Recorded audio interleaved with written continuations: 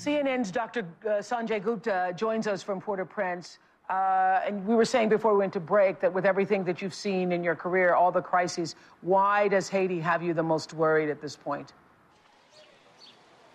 Well, you got to think about where Haiti started, Oprah, and you talked about this earlier. This is a country that's, as you know, one of the most impoverished in this part of the world. But as a reflection of that, the medical infrastructure was terrible, really non-existent in so many places. It has one of the worst physician-to-patient ratios anywhere in the world. That was the starting point 8 days ago. So you start there, and then all of a sudden you decrease the amount of hospital, the amount of personnel available, and you exponentially increase the number of patients who need that infrastructure. And that's what really worries me. It's kind of hard to imagine how you're going to catch up from all that. But also, again, you have a lot of with the tsunami, people either lived or they died. People who lived, they needed basic supplies like food and water, but for the most part, they weren't injured. People here lived, but they lived with catastrophic injuries, and they need that care, and that really does worry me very much. And so you're saying what you need is somebody on the ground to be in charge, creating an infrastructure for distribution. Yep, every natural disaster has its own personality. They're all going to be different. So there's no question that assessments are needed to try and figure that out. But you have Haitians on the ground here, locals, doctors, who this is what they've been doing their entire lives. They know what has happened here. The information is there.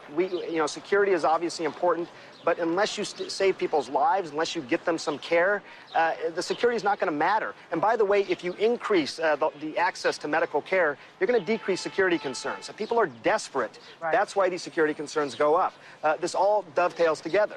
Yeah, one woman in our audience just says that she knows of a situation where doctors and nurses were trying to get in. They wouldn't let them land, and yet they have, all of these soldiers and security there. So I think that's a very valid point that you're making.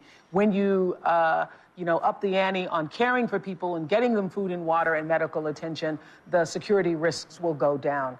Dr. Gupta, you've done really an amazing job, you and your team. So thank you so very much. Thank you. We'll be watching your reports on CNN. Watching your reports on CNN. So, Wyclef, you were saying about the distribution on the ground, because you saw all of the supplies also there at the airport. And I was saying to Dr. Gupta's point, I'm saying I'm from Haiti. I'm willing to go to Haiti. I need a task force.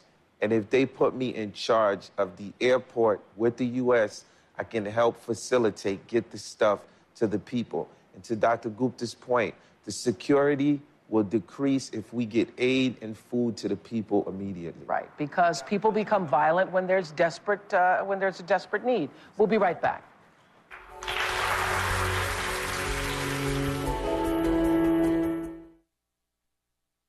All new life and death interventions. 547 pounds, eating himself to death, literally.